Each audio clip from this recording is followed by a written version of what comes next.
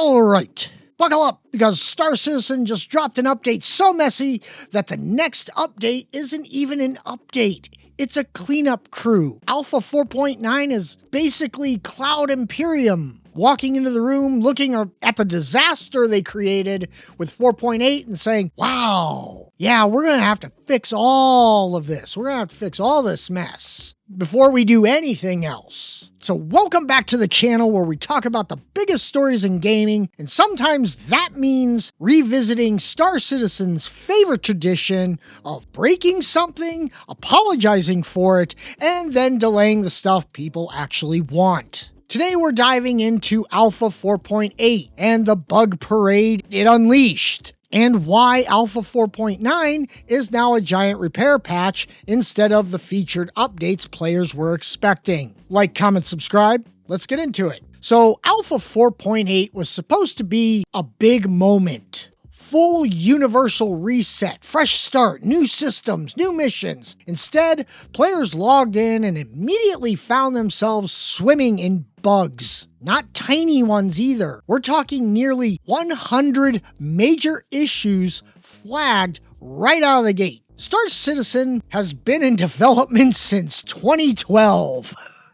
Which means this project is old enough to be in middle school. To put that into even more perspective, I was in college. Now, granted, I'm older, I'm 50 now, but still in 2012, I had gone back to college. I had gotten out of the military in 2009 and went to college. I am now out of college for years. And despite all that time, plus more than $1 billion in crowdfunding, we still get updates like 4.8 that collapse under their own weight the moment players touch them. It's honestly impressive. Most games break because they're rushed. Star Citizen breaks because it's been cooking for 14 years. I think this type of breakage would impress Bethesda, but Bethesda do not follow suit. The kind of bugs that hit basic gameplay, the kind that break missions, the kind that make new players wonder if their game is actually installed correctly. Some players couldn't even get through the first hour without something falling apart. Imagine recommending Star Citizen to a friend, telling them it's finally getting stable, and then watching them crash before they even finish their first delivery mission. That's the level of chaos Star Citizen fans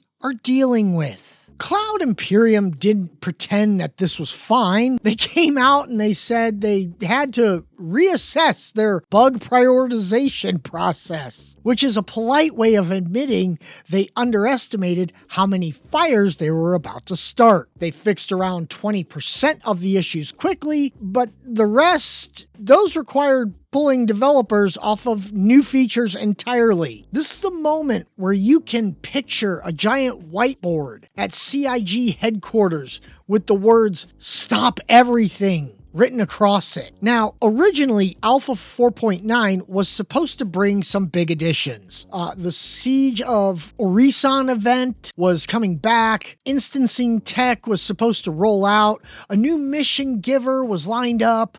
There were weapon updates, balance changes, and a bunch of content players were actually excited for. But because 4.8 launched like a flaming space shuttle, all of that got pushed to Alpha 4.10 mid-August, if everything goes well, which probably not, I don't know. And if you've followed Star Citizen for more than 5 minutes, you already know that if everything goes well is doing a lot of the heavy lifting. So what is in Alpha 4.9 now? It's basically a giant bug fix patch with a few small additions sprinkled in so the patch notes don't look like a grocery receipt. You get repeatable Support the Miners mission, you get some new combat clothing, a new gun, 2 new hairstyles. They're going the route of Bethesda. Look at that. This is turning into Star Citizen 76. And you get ship combat UI improvements. That's right, Siege of Orison got delayed,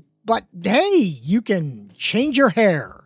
That's called priorities, people. Everything players were waiting for is now sitting in the Alpha 4.10 bucket. New mission giver, the Siege, the heavy machine gun, fuel rebalance, more stability improvements. Basically, all the stuff that makes Star Citizen feel like it's moving forward. Instead, 4.9 is the game pausing, taking a breath, and saying, let's fix this mess we made before we embarrass ourselves again and again and again for like the past 15 years. Now, the community reaction has been exactly what you'd expect.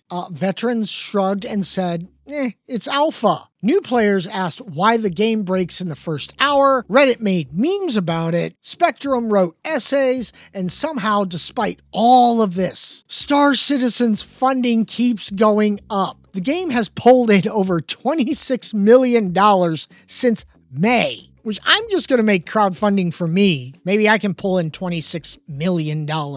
It's like watching someone complain about their car breaking down every week, but then they keep buying upgrades for it anyways. People that drive Jeeps. There you go. This is the Star Citizen cycle. Update drops, something breaks, devs scramble, features get delayed, players cope, funding rises, wash, rinse, repeat. This is also why people keep bringing up the price tag.